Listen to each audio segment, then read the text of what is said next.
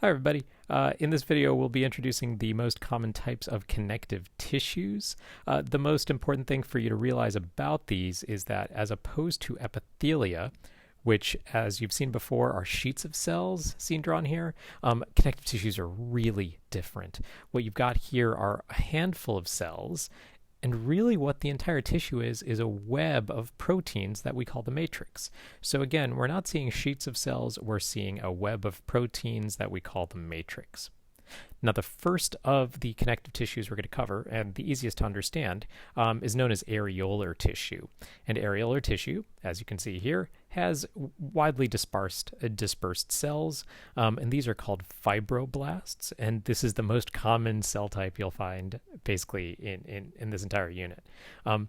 These cells are going to produce a bunch of protein fibers, and the most common of these proteins is known as collagen.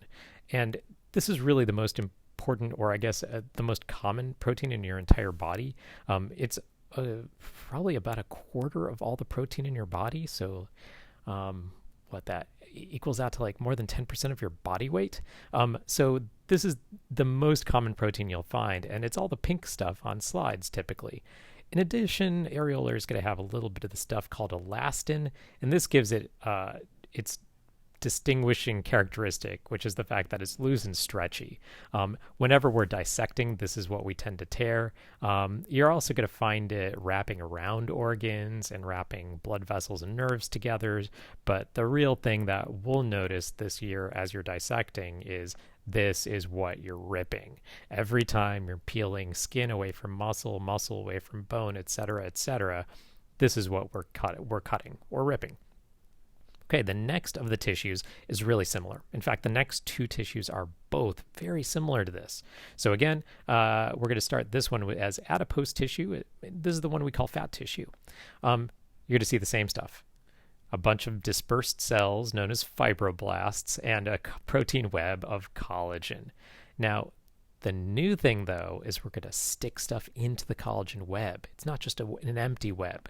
In this case, we're going to put a bunch of cells, and these cells, and this is the important distinguishing characteristic of adipose tissue, is these cells that we're sticking into the collagen web are called adipocytes, also known as fat cells. So these are just filled with fat. Okay, so again, we've got a loose web, just like areolar tissue, with collagen and a little bit of elastin that you can't really see here.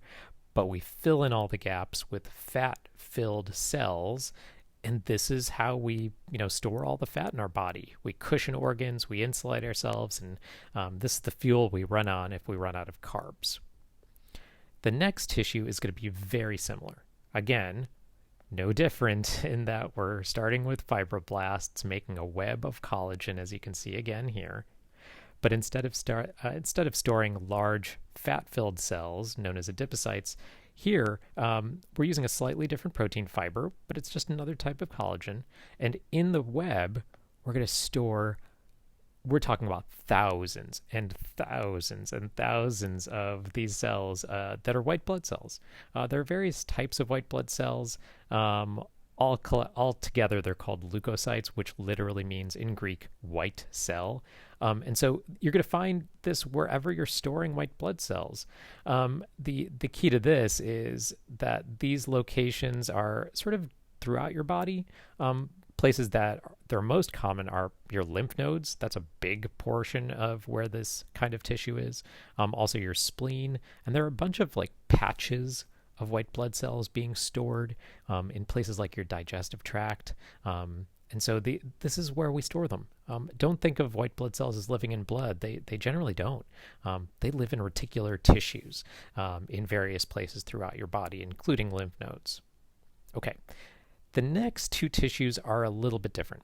Instead of the loose webs that we saw in the previous tissues, these are going to be very dense webs in comparison. And the major difference between them is just the arrangement of the fibers.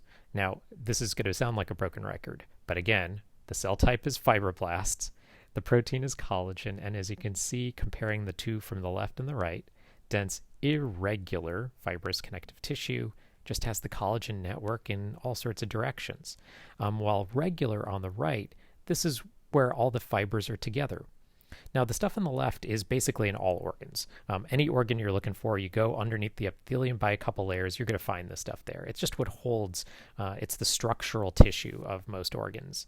And you're going to find it everywhere. And if you pull in one direction or another, it doesn't matter. Like your skin, if you yank your skin, left, right, forward, back, it doesn't really matter. It can hold that.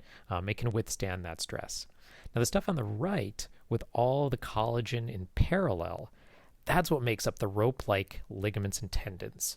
And you'll notice that the function is quite a bit different because everything's in one direction. It can resist forces in that direction really, really well. But if you pull it in a different direction, it's going to tear.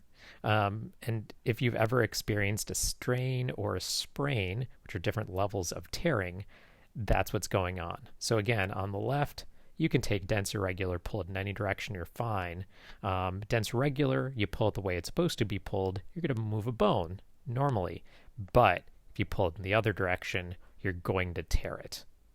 That's the first 5 and most common of the connective tissues that we'll experience. In the next video, we're going to talk about the 3 sort of oddball connective tissues. And these are going to be bone, different types of cartilage, and blood.